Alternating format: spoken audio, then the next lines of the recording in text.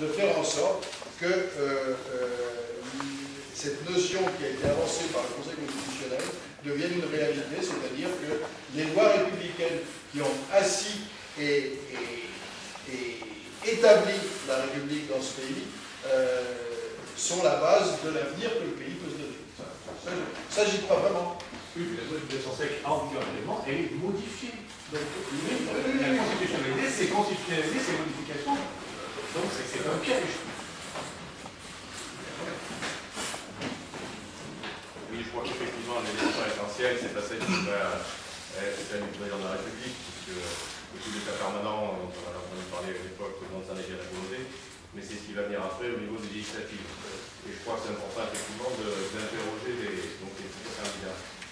Ceci étant, chaque candidat présidentiel a fait un certain nombre de déclarations qui concernent la laïcité, et en particulier justement celle-là. Donc même si vous ne souhaitez pas les interroger, est-ce qu'on ne peut pas faire un petit mémo, par exemple, de toutes les déclarations des uns et des autres? À ce moment-là, ce n'est pas une interrogation, c'est vraiment une citation en ce qui concerne la laïcité. Je pense qu'on va être amené à le faire, parce que comme toutes les autres organisations se positionnent, on va être obligé de mettre noir sur blanc les choses. On n'a pas besoin de les interroger pour ça, effectivement, puisqu'ils se positionnent les uns.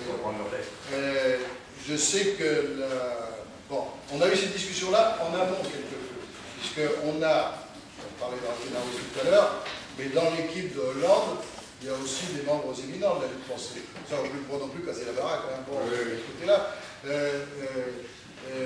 Guillaume Lecointre, le directeur de la Galerie d'Évolution du Muséum d'Histoire naturelle, fait partie, et on a des discussions vives, fait partie de ceux qui ont rédigé le guide qu'a publié Jean Lavalue sur la question de la laïcité. Donc on a des débats importants entre nous là-dessus. Et ils sont justifiés. On ne peut pas avoir de position d'aller penser. Ce que je veux dire, on ne compte qu'il y a des rapports là-dessus. Les positions de conseil sont déjà établies et sont pas soumises à... Ça ne soit pas une interprétation, c'est simplement des citations. Par rapport à l'espoir que vous mettez dans les interrogations aux candidats aux législatives,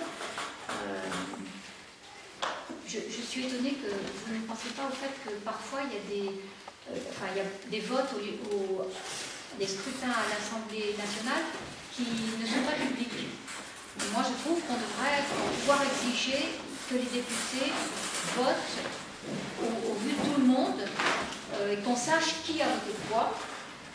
Parce que sinon, si on leur pose des questions dont on décide de ne pas poser au présidentiel parce qu'on veut nous embobiner, etc., ou enfin faire des déclarations floues, ou enfin, même si on demande à les éclaircir, je ne vois pas en quoi le député se sentira plus lié et aura une parole plus libre. Et voilà.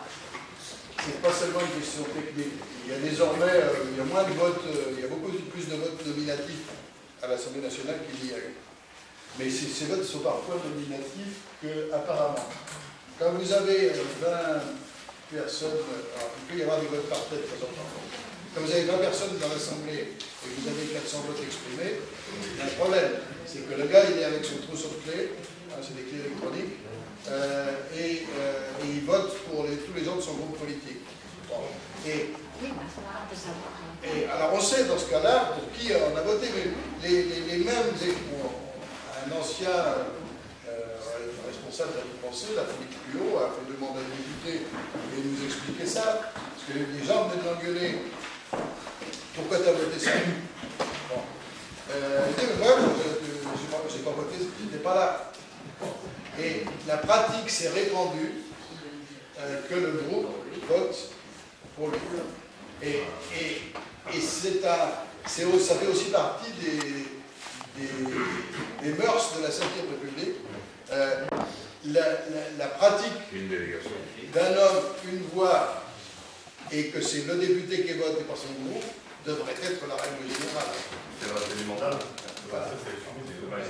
C'est la respect du mandat. C'est permis par le règlement de l'Assemblée. Et en dernier lieu, moi, par rapport à ce que vous vous dites sur les positions sur la laïcité des différents candidats.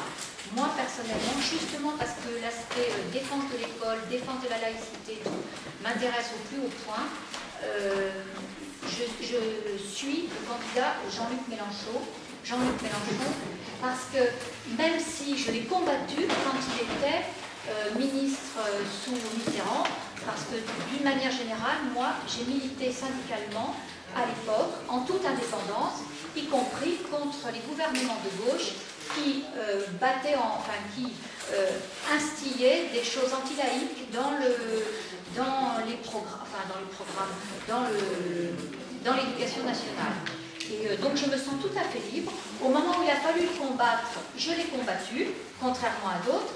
Et maintenant qu'il dit des choses qui me conviennent, je le soutiens. C'est un choix tout à fait honorable.